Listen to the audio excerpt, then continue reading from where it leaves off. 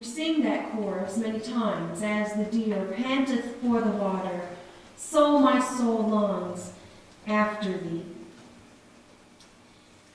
A longing is a strong feeling of need or desire for someone or something. That's what the dictionary says. A longing describes an unfulfilled desire. The days might feel long as you're longing to see someone you love. If that person is far away, perhaps you can recall when you were expecting a child and you were longing for those silly little cravings that many people have. Did your longing get satisfied? Last winter was long. Most of us were longing for spring, and when spring came, it still delivered snow. Our longing was not satisfied until much later than we had expected. We haven't had much winter yet. Not this year.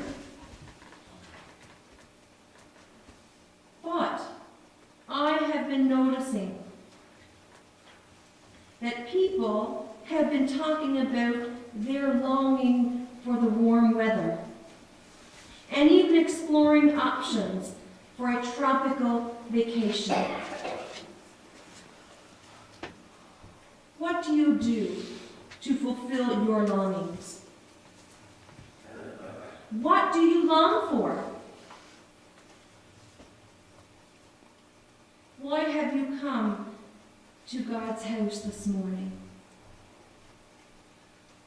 What are you seeking? Are you longing after God and thirsting after Him? Psalm 42, 1 and 2 says, "As the deer pants for streams of water, so my soul pants for you, my God. My soul thirsts for God, for the living God." Can you paint that picture in your mind? A deer panting for water. Nothing else will satisfy. And if you have Christ in your heart, then you know what I mean. And you know that we have experiences from time to time when you long for Christ, and that you can fill your life with all kinds of pleasures, whatever life can afford, hoping for satisfaction, hoping for contentment. But what people don't realize is that there is a space in us that only God can fill. It's like the toy that I remember as a child. It was a ball, and it had two handles on the end, and you could open it up. And all the pieces that you had put inside, they fall out for you to do it all over again. And it was teaching to put the right objects in the right space.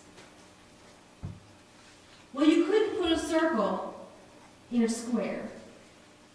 And you couldn't put a square in a triangle. And the same went for all the other objects. The same applies for our hearts. Nothing can fill the void of a Jesus-shaped space. And so we keep longing for something. We don't always identify what that is, but we are created to be in a relationship with God. And therefore, our true contentment and happiness hinges on God filling and fulfilling our every longing. Psalm 61 and 1 says, "You, God, are my God. Earnestly I seek you. I thirst for you. My whole being longs for you in a dry and parched land where there is no water. This is what we must do. Seek God earnestly.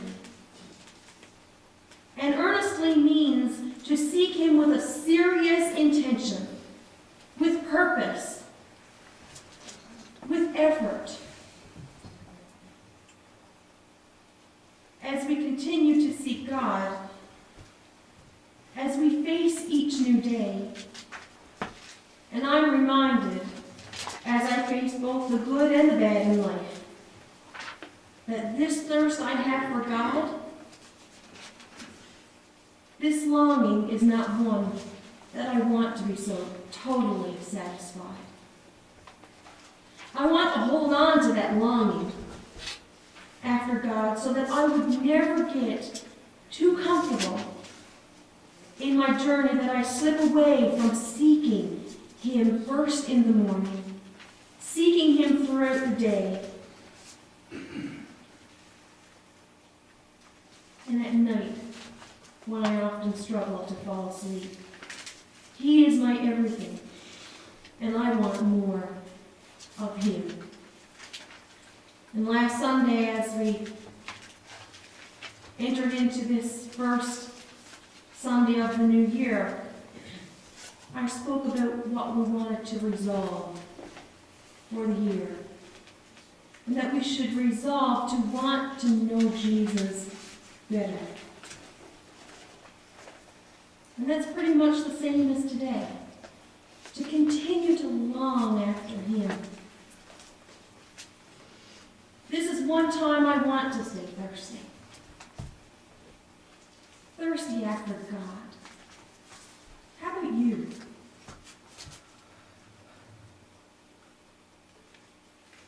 A number of years ago now, in 1996 actually, a young Marine corporal named Joey Mora was standing on a platform of an aircraft carrier that was patrolling the Iranian Sea. Incredibly, he fell overboard. And his absence wasn't even noticed for 36 hours. A search and rescue mission began, but was given up on. After an additional 24 hours, no one could certainly survive in the sea without even a life jacket. And after 60 hours, his parents were notified that he was missing and presumed dead. The rest of the story is one of those truth is stranger than fiction. Because scriptwriters would pass it up as not believable.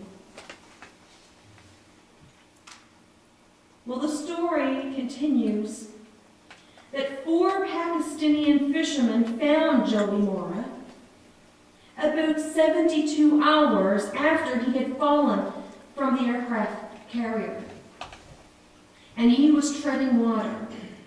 He was clinging to a makeshift flotation device made from his trousers, a skill learned in most military courses on survival training. He was delirious when they pulled him into their fishing boat. His tongue was dry and cracked, and his throat parched. Just about 2 years later, he spoke with the NBC News. And he recounted an unbelievable story of a will to live. And he said it was God. It was God who kept him struggling to survive. His discovery by the fishermen makes searching for a needle in a haystack a piece of cake. Joey said, that one thought that took over his body and pounded in his brain was water. Water. This is the thirst we need for God. Let this thought take over your body and pound in your brain.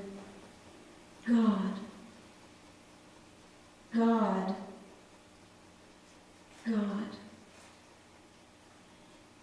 Dehydration can cause a myriad of problems in our bodies. And my husband is fully aware through his experience of heat stroke this past July. His body became so dehydrated from walking in the extreme heat with no water to satisfy his organs and muscles that they let him know.